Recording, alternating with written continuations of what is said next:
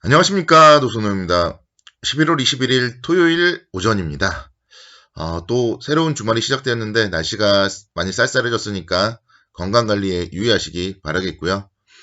오늘 방송 순서는 어제 시장 마감 시황, 그리고 오늘 새벽 마감된 미국 시장 마감 시황, 그리고 간단한 종목 리뷰들, 이렇게 순서대로 방송하도록 하겠습니다. 어제 우리 시장 금요일임에도 불구하고 오후장에 좀 흔들림이 없었어요. 그래서 보통 이제 금요일 날 오후장이 되면은 주말에 대한 좀 불안감 이런 것 때문에 차익 실현 매물이 출회되기 마련인데, 어제 오후장에 그래도 흔들림 없이 코스피 코스닥 모두 좀 상승을 했다. 이런 점들을 좀 감안을 해봤을 때 지금 현재 시장에 대한 좀 투자 심리는 긍정적이지 않나, 그렇게 판단을 할 수 있겠습니다. 아침부터 이제 미국 시장이 잘 양호하게 마감이 되었었죠. 추가 경기 부양책, 그리고 코로나19 백신에 대한 기대감 등으로 인해서 상승을 했고요. 특히 이제 모더나, 화이자에 이어서 또 아스트라제네카도 옥스퍼드와 공동으로 코로나19 백신에 대해서 지금 개발을 하고 있다. 근데 아직까지 심각한 부작용을 보이는 사람은 없다. 그런 소식들이 들려왔었습니다. 근데 이제 제일 중요한 게 지금 현재 우리나라의 지금 코로나 확진자 수가 좀 만만치 않아요. 어제 같은 경우 발표됐던 신규 확진자 수가 363명을 기록했고, 오늘은 아마 좀 또 더 넘을 것 같아요. 그래서 거리두기 단계가 지금 2단계로 상향 조정 가능성이 있습니다. 그래서 지금 그 부분이 가장 좀 우려스럽다 말씀을 드릴 수 있겠고요. 거리두기 단계가 2단계로 상향 조정되면 지금 이제 프로야구 마지막 한국 시리즈 하고 있는데 관중수를 30%에서 또 10%로 또 줄여야 돼요. 그리고 지난번에 한번 경험했던 것처럼 식당에서도 저녁 9시 이후에 이제 또 나가야 됩니다. 그렇게 될 경우에는 좀 경제라던가 이쪽에 또 타격을 입을 수 있기 때문에요. 거리두기 단계가 2단계로 상향 조정되는 것은 좀 시장에 단기 악재로서 작용을 하지 않을까 생각이 됩니다. 그 부분만 아니라면은 2단계로 상향 조정만 되지 않는다면은 외국인들의 매수와 함께 시장은 좀 2600선을 한번 타진할 것 같아요. 어제도 외국인들이 1000억 정도 순매수를 보였고 선물도 매수를 했고요. 그래서 외국인들의 매매는 지금 외국인들의 매수는 이어지고 있습니다. 환율 잠깐 볼까요? 환율. 어제 이제 환율은 1.3원 정도 하락을 했고요. 그래서 11원 정도 상승을 했지만 1115원대, 14원대는 워낙 강세 기조이기 때문에 외국인들의 입장에서는 아직까지도 좀 국내 주시장이 매력적입니다. 그리고 지금 현재 미국보다 국내가 더 경제 상황이나 이런 게 더 양호하기 때문에요. 외국인들의 매수는 앞으로 좀 이어질 수 있고, 그런 부분들은 2600선까지는 좀 상승 여력은 아직까지 남아있다. 내일 또 다시 한번 한 주의 투자 전략 세워드리겠지만, 일단 시장에 대해서는 저는 좀 그래도 좀 긍정적으로 보고 주말은 좀 다음 주 주시장에 대한 기대감으로 살아보려고 합니다. 오늘 새벽 마감된 미국 시장도 살펴볼게요. 미국 시장은 좀 조정을 받았어요. 다우 지수가 0.75% 정도, 그리고 나스닥 지수 0.42%, S&P 500 지수 0.68% 하락을 했습니다. 다우 지수 같은 경우 보면은 이번 주 초반에 29,964포인트까지 상승하면서 3만에 대한 좀 기대감이 있었는데 화, 수, 목, 금 좀 흘러내리는 그런 모습을 보였고, 다음 주에는 다시 한번 그래도 좀 힘을 내주지 않을까. 시장은 항상 상승만 하지도 않고요. 하락만 하지도 않습니다. 그렇기 때문에 이번 주에 좀 계속 하락을 했다는 점은 다음 주에는 좀 상승에 대한 좀 기대감이 있지 않냐, 그렇게 생각이 되고, 특별한 좀 돌발 악재가 나올 만한 이슈들은 별로 없어요. 지금 이제 미국은 이제 정권 교체에 대해서 정권 이양을 잘 해야 되는 시기고, 아름다운 좀 마무리를 그런 해야 될 시기입니다.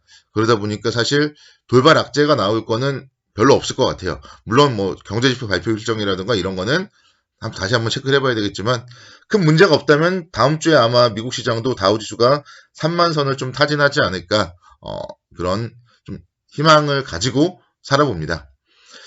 미국도 마찬가지예요. 지금 코로나가 너무 문제입니다.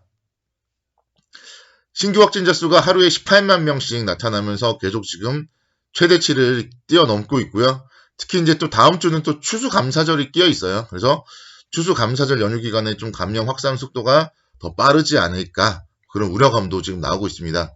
그러다 보니까 이제 JP모건에서는 내년 1분기에는 다시 또 마이너스 성장할 것이다, 그런 얘기들을 발표했고요. 그러면서 이제 오늘 새벽 마감된 미국 시장의 주요한 하락 요인이었습니다.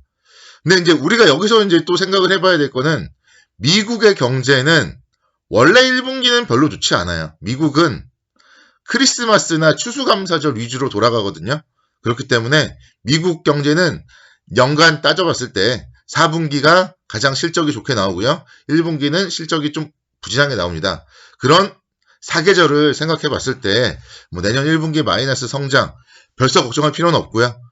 올해 4분기가 좀 살아난다면은 또 올해 4분기 이제 12월까지 주식시장 조금 상승한다면 그때 이제 또 차익 실현하면 되는 거잖아요. 1분기에 대한 우려감이 있다면. 그래서 아직까지는 좀 걱정할 단계는 아니고 제가 봤을 때는 3반선을 넘었었을 때부터가 좀 조심해야 될 타이밍이 아닌가 그렇게 생각이 됩니다.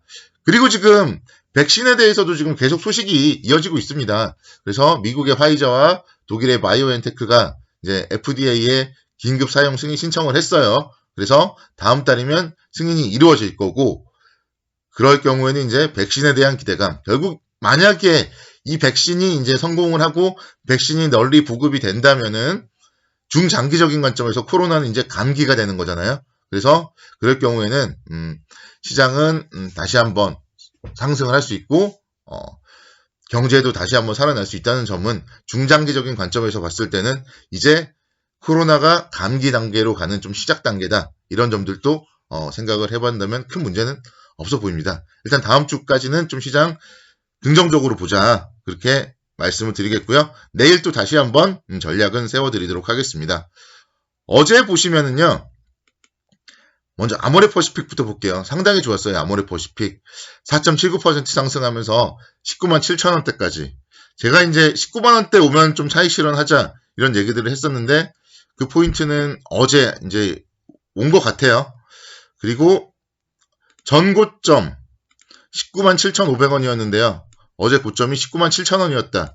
여기서 이제 의미를 부여해 본다면은 이 종목 같은 경우는 이제 단기 목표가 좀 도달했다. 저는 그렇게 말씀을 드릴 수 있을 것 같습니다. 중국의 왕이 외교부장이 25일 날 국내 방한한다. 이런 소식이 들리면서 어제 이제 급등을 했었는데요. 일단은 뭐 주식시장에 종목은 많습니다. 그래서 종목은 많다는 점에서 제가 계속 말씀드렸던 이 구간에서 모아 나갔다면은 10% 이상 충분히 수익이 났고요. 그러면은 종목은 또 차익 실현하고 뭐 교체하고 그래야죠. 그래서 중국 소비 관련주는 아모레퍼시픽은 저는 차익 실현 관점으로 접근한다. 그렇게 말씀드리겠고요. 만약에 이거 매도한 자금이라면 저는 호텔신라로 좀 이동을 할 것 같아요. 호텔신라 뭐 여러 가지 모멘텀이 있잖아요. 삼성과 관련된 모멘텀도 있고 그래서 호텔신라 아직 덜 올랐단 말이에요. 아직 못 갔어요. 그래서 호텔신라를 좀 더 주목을 해보면 좋을 것 같아요. 호텔신라 보시면은 8만원 아래만 오면은요. 지속적으로 지금 매수세가 붙습니다. 그래서 지난번에는 이제 8만원이 고점이었고 거기를 갭으로 띄워버렸어요. 11월 10일날 백신 개발과 함께. 그래서 그 이후에 지금 이제 왔다 갔다 거리는데 결국은 이 자리, 그러니까 8만원 아래서는 좀 모아나갈 수 있지 않나 그렇게 생각이 되고요. 기관 외국인의 쌍끌이 매수세도 유입되었다. 이런 점에서 중국 소비 관련주로는 저는 호텔신라가 더 긍정적이지 않나 그렇게 말씀을 드리도록 하겠습니다. 그리고 제가 지난주 월요일 날 추천드렸던 GS건설 말씀을 드리면요. GS건설 월요일 날 말씀을 드렸고 장대 양봉이 나왔고요. 화, 수, 목, 금 뭐 계속 지지부진한 모습 매수가에서 조금 뭐 플러스 상태에서 움직였었는데요. 어제도 이제 수주 소식이 들렸어요. 중국 오만에서 2조 3천억 원 규모의 해수 담수화 사업을 수주했다. 이런 소식이 들렸기 때문에 해외 수주에 대한 기대감 이런 점들을 감안해 봤을 때 다음 주 이후에도 계속적으로 관심 있게 지켜봐야 된다. 이렇게 말씀을 드리겠고요. 대우조선해양도 마찬가지죠. 대우조선해양도 제 월요일 날 말씀을 드렸는데 상당히 좋았는데요. 화, 수, 목 제자리를 찾아갔고 금요일 날 다시 한번 또 매수 포인트예요. 대우조선해양은 금요일 날. 공교롭게도 지지라인 깨지 않았잖아요. 24,650원대를 깨지 않고 양봉을 보였습니다. 그래서 대우조선해양도 뭐 다음 주에도 계속적으로 끌고 나가도 되지 않을까. LNG선, 운반선 발주에 대해서는 계속적으로 수주에 대한 기대감이 살아있다. 이런 점들을 다시 한번 강조를 드리도록 하겠습니다. 주말 잘 보내시기 바라겠고요. 내일 또 다른 분석으로 찾아오도록 하겠습니다.